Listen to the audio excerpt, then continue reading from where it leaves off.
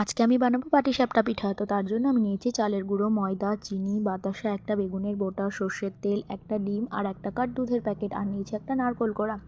প্রথমে একটা গামলার মধ্যে ময়দা, চালের গুঁড়ো, চিনি আর জল মিশিয়ে একটা স্মুথ ব্যাটার তৈরি করে নেব। তারপর এটার মধ্যে দিয়ে দেবো একটা ডিম।